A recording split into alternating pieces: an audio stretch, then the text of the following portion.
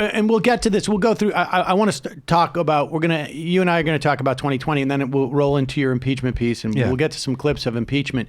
But one of the things that both Fiona Hill and David Holmes did yesterday was they put a lie to every single data point, if you will. I don't know if you could say they're actually data points about the whole 2016 conspiracy theory that the Ukrainians were involved in interference with the 2016 election.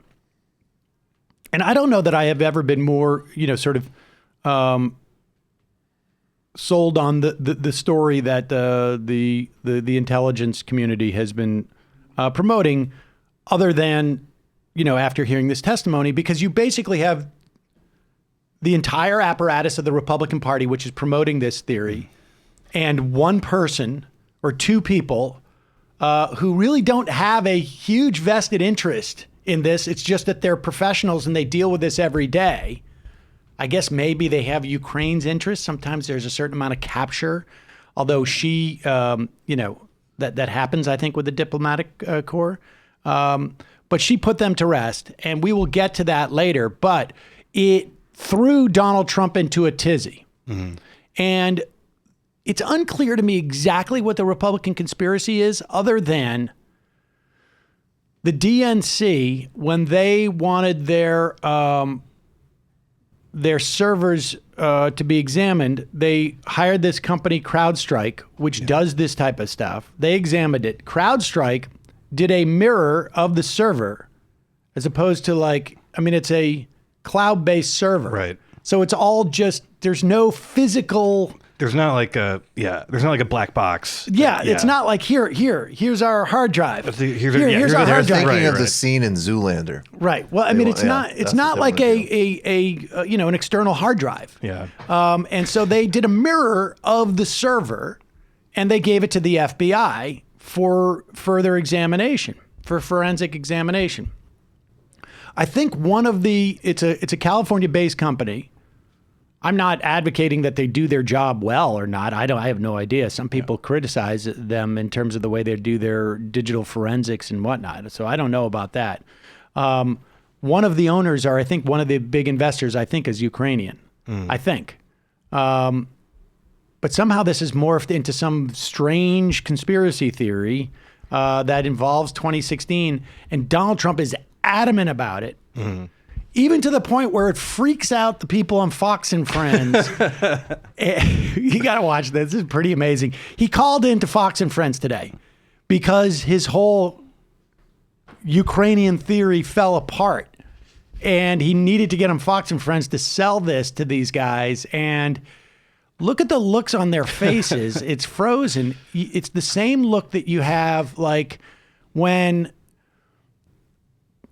people are going through this. I don't mean to make light of it, but when people, because I have intimate understanding of this, when you're sitting there and you're dealing with a friend or a parent or a grandparent who is starting to, maybe early onset dementia. And I'm not being facetious about this. Like the look of concern on their faces as they look to the call, I think explains everything. That's a lot of it had to do, they say, with Ukraine. But Mr. President, it's very interesting. It's very interesting. They have the server, right, from the DNC, Democratic National Committee. Who has the server? Now, the FBI went in and they told him, "Get out of here. We're not giving it to you." They gave the server to CrowdStrike or whatever it's called, which is a company owned by a very wealthy Ukrainian.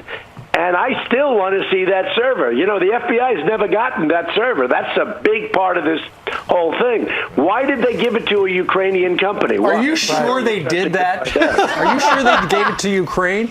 Well, that's what the word is, and that's what I asked actually in my phone call, if you know. Right. I mean, I asked it very point blank because we're looking for corruption. There's tremendous corruption. We're looking for, why should we be giving hundreds of millions of dollars to countries when there's this kind of corruption? Yeah, there's a lot of kill me going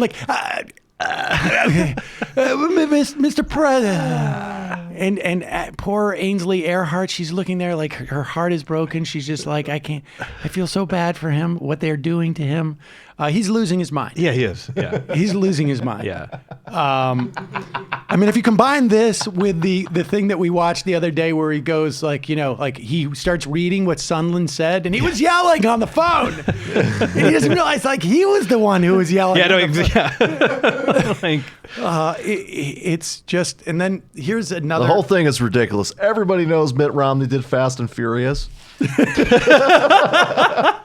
the way, that's what people are saying, Rachel. they say. They said it. They said it.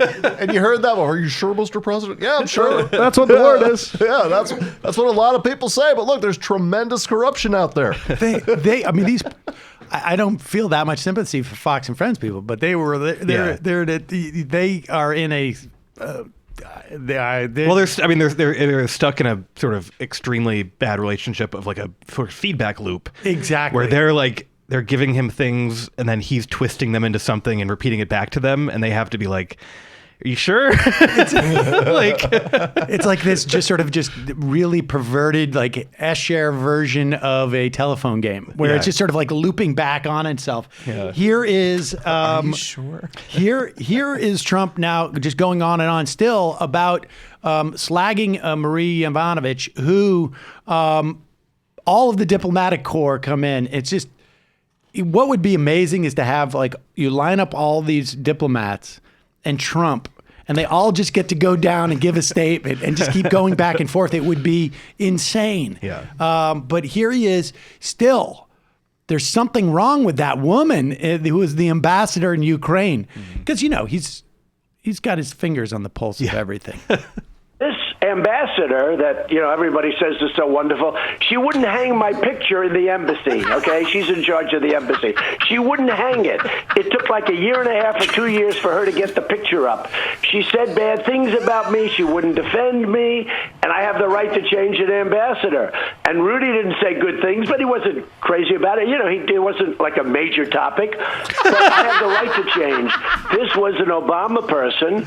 Didn't want to hang my picture in the embassy. It's standard is you put the president of the United States picture in an embassy. This was not an angel, this woman, okay? And there are a lot of things that she did that I didn't like. And we will talk about that at some time. Okay. But I just want to let you know, this was not a baby that we're dealing with. There was one. So look at our...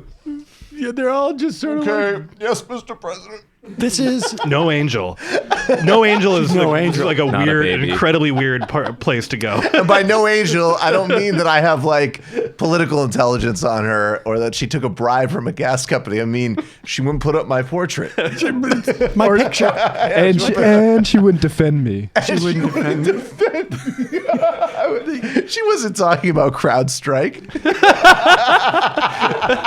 I mean, this really honestly feels like one of those situations where if we couldn't laugh about it, we would cry. I mean,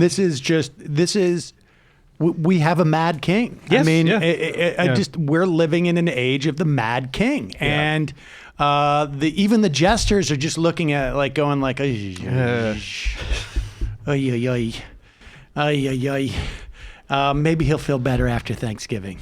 That's the only thing they're thinking. All right, well, let me just read through a couple of these ads, and then we will get to your pieces, which were both sort of spot on this week.